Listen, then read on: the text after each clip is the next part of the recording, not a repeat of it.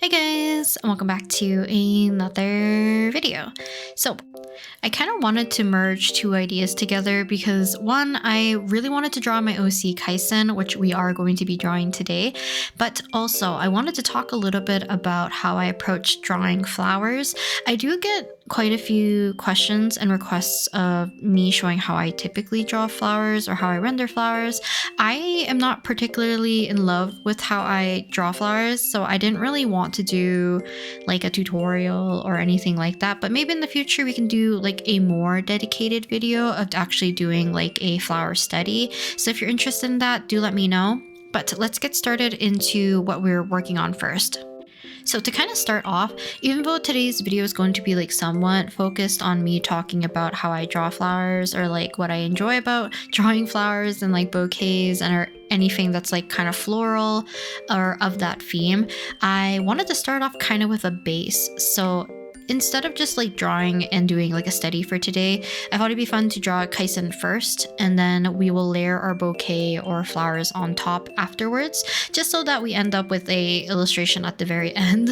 But at the very beginning of sketching, like I usually do when it comes to like planning out the body or like composition for any type of drawing that I typically do, where I want to have like a more finished product, I will block things in with a larger brush. Now, I already knew I wanted to draw Kaisen with some sort of bouquet as well. Also, I apologize if this footage is a little bit like dizzying. I was not too sure if it would be too long of a video if I ended up showing just like snippets of the sketch.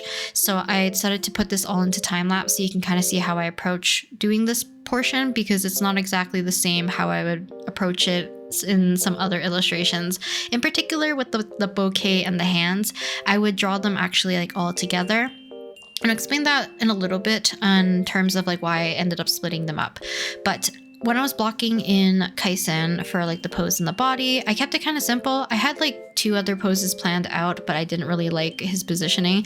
So in the end, I just made a simple kind of like 3/4 view, him facing us for the most part. And for blocking in the flowers, I just blobbed them in. So I just wanted a general area of knowing where I wanted the bouquet to be so that we can place his hands for the most part. So it's not going to be like a strict placement for the flowers, but it just gives me a good general idea. After that, we move on to our cleaner sketch, which I already ended up finishing during that time-lapse portion. I changed my sketch color to be kind of like of a warmer, lighter color, and we can fill in Kaisen's coloring. So this is pretty much the standard coloring process that I do for pretty much all of my illustrations that I do on Procreate. So I have like a bunch of videos of me talking about that, so we won't go too much in depth for this. But you can kind of see that when I'm kind of like blocking in Kaisen's coloring, and now that I'm working on his shading, I no longer have his hands or his lower arms at this point. So like I mentioned earlier, I ended up putting those on a separate layer in the end. And it's mostly just for the sake of the video. I don't think in either circumstances I would draw the bouquet separately from the hands. I can see myself like separating it from Kaisen's body, because you'll see a little bit later that it'll be easier for me to render. But for the most part, every time I've done any kind of illustration where a character is holding a bouquet of flowers on Procreate, more specifically, because this is when I do this particular coloring method, I kind of merge everything together. So the bouquet would be just placed right on top of the character, and I just render as normal. But in this case, I am separating them into layers just for a little bit of ease and just for making more sense with how I want to explain how to approach me drawing the flowers, or like a bouquet in this case. Also, I thought it'd be cute just to bring out Kaisen, like my little plush of him, because he just looks cute. So for coloring, I am just gonna render and color Kaisen completely first, regardless of where his hands are. We're just gonna keep things kind of simple, but I don't really want any like weird gaps where his hands would be placed. So we're just gonna render as if his hands didn't exist, and then after that we'll render his hands and color in his hands separately, and then we'll plan in our bouquet. Also added a very simple background with just a grid brush and a colored in rectangle. I didn't really want to think too much about lighting either, so we're just keeping the shading pretty simple for the most part. I went ahead and changed up our sketch color to match a little bit closer to some of the amber areas before we ended up merging my sketch and my rough colors, and we're off onto rendering basically. So we're rendering as normal using a sharp render brush from the Jing Sketches brush set, and then we're just going to adjust and sharpen up everything and hopefully making it a little bit more cleaner so that it doesn't look too unfinished. So while we're doing the cleaning up and rendering portion, let me talk a little bit about why I guess I like drawing flowers. I don't think there's like a direct reason why I like drawing flowers other than I just like the aesthetic, and I think in general it's very pretty. For some reason, I got really into wanting to learn more about them, and then I started to just draw the forms of them a lot more during my uni days. I did a lot more like patterning, and then I ended up doing a lot of floral stuff, so I was kind of mixing the two between doing like patterning from like oriental kind of traditional Chinese patterning, or like of that Asian aesthetic, I guess, in a case, and I was mixing it with a lot of my portraiture at the time. And then after that, I ended up painting more just floral stuff more realistically, especially with watercolor. So because of that, I just got really into just drawing flowers. Obviously, Wonu didn't really help with that because he had a very cute like garden fairy kind of persona thing going on during like one fine day in the very early days of 17, so that kind of helped propelled the sprout theme for the most part in general. And then for some reason clovers became very associated with just like my personal interest and then associated with my channel. So yeah, kind of just a general gist of why I kind of like flowers for the most part, or the timeline of where I'm at this point. But enough rambling about the past, let's talk about what's happening now in terms of blocking in our flowers. So typically when I'm drawing any type of bouquet or flowers, there's not really a specific reference I'm using because I like to mix and match flowers together, or I just need specific angles. So I tend to merge a lot of my references. So at first I looked up tulips. I picked out, I think, around 3 in my brain. So I ended up blocking them in. The little kind of like crosshair just helps me indicate whether or not they're facing forward, or if they're just like vertical, or if they're sideways. It's just easier for me to imagine, especially for something like a tulip that's a little bit more bulbous. This helps a lot for myself. But with our initial sketch of the bouquet pretty much finished, I will move on to our cleaner sketch.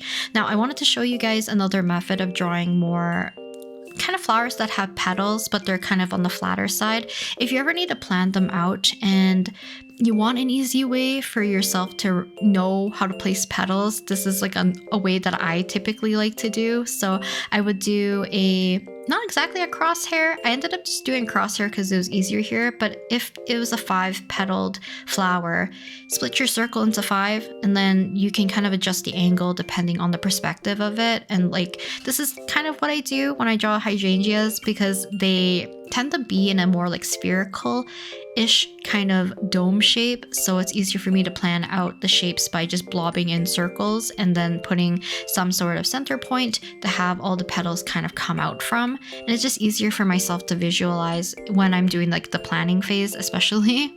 So these tulips were pretty easy for the most part because we often see tulips from the side, but this one I needed a little bit more help. So having the crosshair helps me identify where the center is and where I want the bulbous part of our tulip to be as well. So making sure that the center looks a little bit more like it's receding, and then the rest of it just is keeping its biggest shape, I guess, as the outline.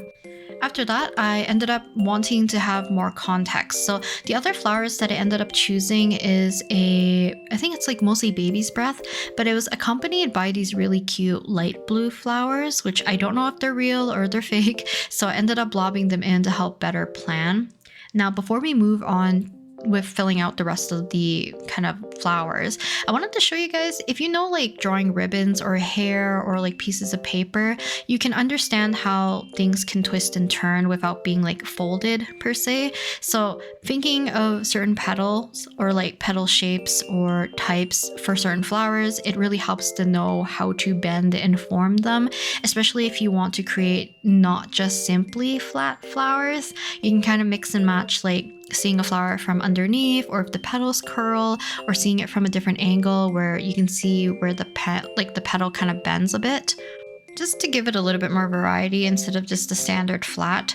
I do the shape quite a bit with like the bent leaf, especially if they're being propped against like another flower and being pushed up. It just helps give it a little bit more form and a sense of depth for the most part. Now, I did do a little bit of a mistake. I wish I used a slightly smaller brush when doing any of the sketching for the flower or like the bouquet today, just to give myself thinner lines to work with, because you'll see later that it will become very difficult for me to keep the flowers looking a little bit more dainty.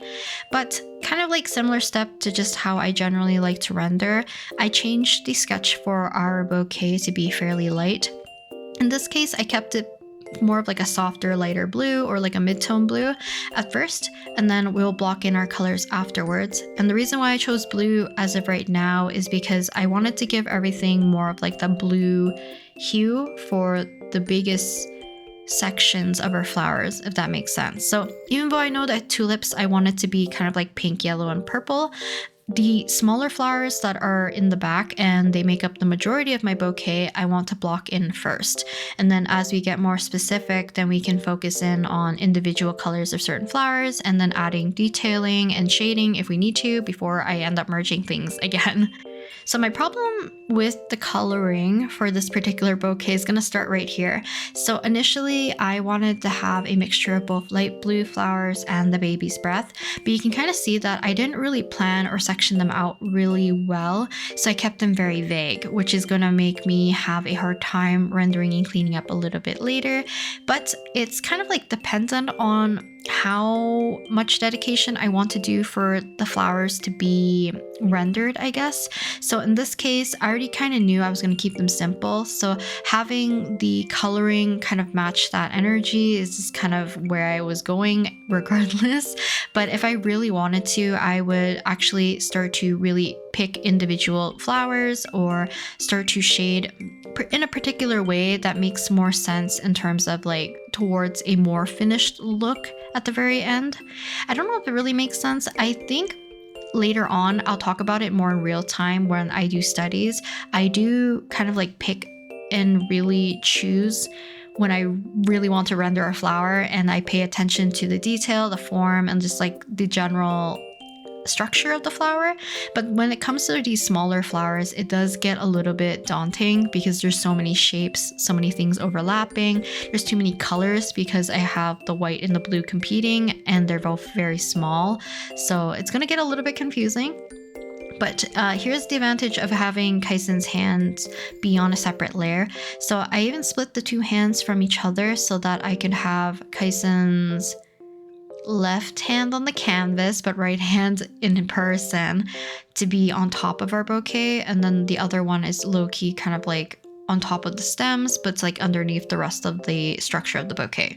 I went ahead and for the most part kind of picked and chose a few areas to really like change the color to match closer to the actual flower, and then after that I will merge them. So just basically the same kind of rendering steps as I do when coloring like a character or anything like that, and then having my lines be very faint and on the lighter side. I kind of wish I made them a little bit lighter at this point, other than like my edges, because against Kaisen you can kind of see a lot of my fuzzier lines from my sketches because there's nothing underneath kind of merging with my lines when I set it to multiply, so it reverts back to that lighter color. But the reason that I wish I ended up making the lines even fainter or just lighter in general is that when I'm doing the lines for each individual flower, or I want to accentuate certain petals, I like to put more contrast, but because there's so many lines being kind of like in the way or they're competing, it just provides a more cluttered look rather than keeping things clean. So there's a lot of things that I need to cover up and fix. And at this point, I'm going to get very tired of just working on small individual flowers all the time. Now, another mistake I should have kind of remedied at the very beginning is having some main flowers for my baby's breath, as well as the little blue flowers, because all of them were low-key rendered at the same stage, so they read also a little bit flatter. Later on, I will end up putting a multiply layer, and this helps just create a little bit of depth, but I think I accidentally isolate the wrong sections, so it becomes very weird where I have like pockets of deep areas and then suddenly things are like too much in the front, so I didn't really like even it out too much.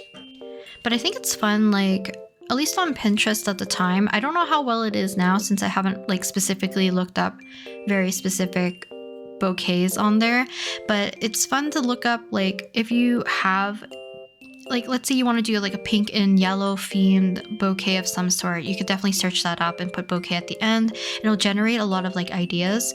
And when you find like a specific combination of flowers that you like, you can definitely use that in your bouquet and then look up individual small flowers and kind of like supplement.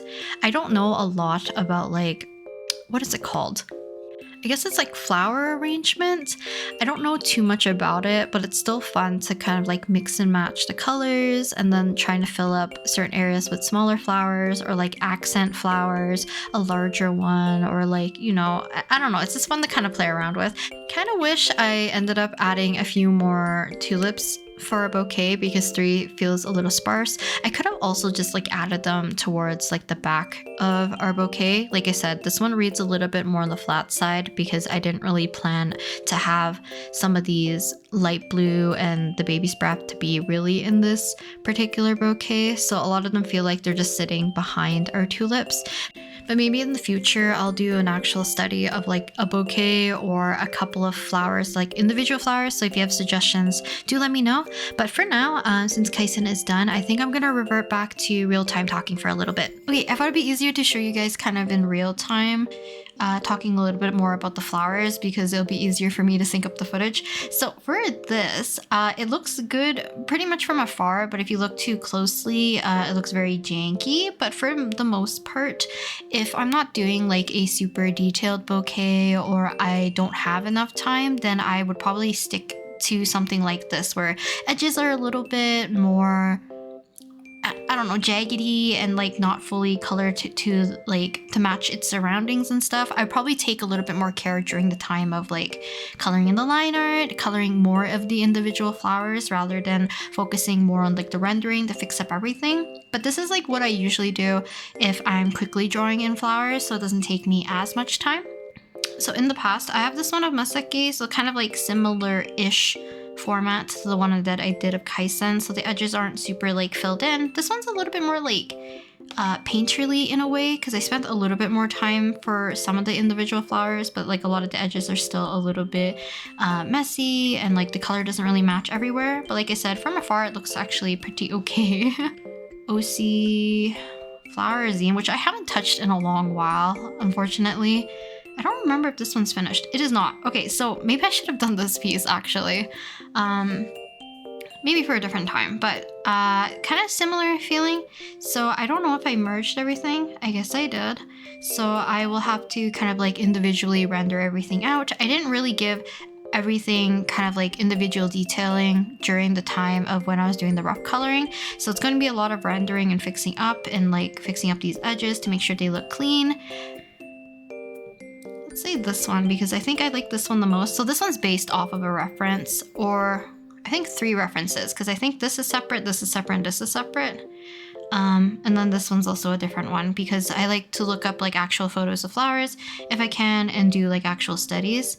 I guess I did this one first, which is just like a graphite drawing basically. but I do something similar. So because I was low-key planning out the flowers, I ended up doing kind of like a base. So this is our bud, and then this is our flowers, and I marked out where the centers would be because I needed to make sure that the leaves were pretty much more skewed on this side, and then the leaves are more full on the outside. So after I have all of those planned out, we get into the sketching. So trying to keep my center where it was, making sure that these ones look a little bit shorter to give like that foreshortened perspective look. And then this one just kind of goes into the round. And then for coloring here, this is what I mean, but I'm being a little bit more meticulous. So I put down the base color of white, and then after that I put down yellow. I would add in my individual shading for each of the petals and really give them more detailing as much as I can before we get into the rendering. So after I finish up all of the coloring, so I already changed the sketch color to be a little bit more appropriate, but you can see that I like keeping it fairly light for the most part. And sometimes I do erase the lines so that they appear lighter, but also are just not prominent. Then after that, we get into some of the rendering. So the lighter lines being not as visible allows me to really pull in our darker color, and then that kind of puts in the contrast and a little bit more of a natural look if I don't have a consistent color of an outline around every petal, because it kind of flattens everything. So after that, we just continue to render. Same with this. Enough focus into the flower. This is kind of what it looks like. Obviously, I was using a few references because I wanted to see if I could replicate different textures of our petals here. So some of them have more of that yellowy glow. Some have more of like a simplified shape for the petal texture, if it's like more vertical. And then some of them have a little bit more of that detailing. And then that one became these ones. So these ones always come from less references and more so from my studies, which sometimes the flowers can get a little bit funky, but luckily I was able to follow the same direction as my studies and keep Koji's little daisies looking fairly similar. Same with the hellebores, or I don't really know how you say this flower, but I really like these ones too. The color is really pretty. I feel like this one I kind of really dropped the ball in terms of like trying to replicate what it looks like if I just like freehand everything without the reference. This one probably would have relied on a reference if I wanted to make them look a little bit more accurate. But hopefully that kind of makes sense on like in terms of how I draw flowers. Sometimes I do just like simplify and blob them in, especially if they're more akin to baby's breath or just like individual tiny flowers. It's just easier for me to keep them very simple and not need to draw every individual petal, which I don't think is super necessary. Hopefully earlier in the video I would have explained this blobbing in thing a little bit more, because for calyx, he likes sunflowers, hydrangeas, and hyacinths, I believe. So I wanted to make sure to get all three of those flowers in his particular bouquet. And obviously looking up references for like a very specific bouquet is going to be very difficult and most likely near impossible unless it's like a very common combination of flowers. So for his, blobbed in our flowers, but it was not enough context for me, so I needed to separate them even more. So we have our yellows for our base of our sunflowers. I had, I think, light blue and our grays for our hydrangeas. A little bit of white to block in some of our baby's breath, which is like something I like to use just as like a filler kind of flower. And then we can kind of blob in all the individual petals and things. And I unfortunately was keeping my sketch very messy with the flowers, and I don't think that translated well when I was doing the coloring either, because I kept them very vague as well. But I think this is also another good way, is creating a lot of value. So kept a lot of things that are hidden darker and hopefully a little bit less detailed, and then as we get closer with our flowers we can get a little bit more detailed for individual ones, and then it'll give us a sense of depth, but also we don't have to add too many details here and there if we don't want to render absolutely everything, just giving enough context. But I think that's it for today's video. Thank you guys very much for watching, and actually I feel like I want to move Kaisen's his whole entire arm to cover his mouth a bit. I usually can't do this with like many of my pieces, so that's kind of fun to just move it. But hope you guys enjoyed today's video, and I'll talk to you guys next time in the next video. Bye!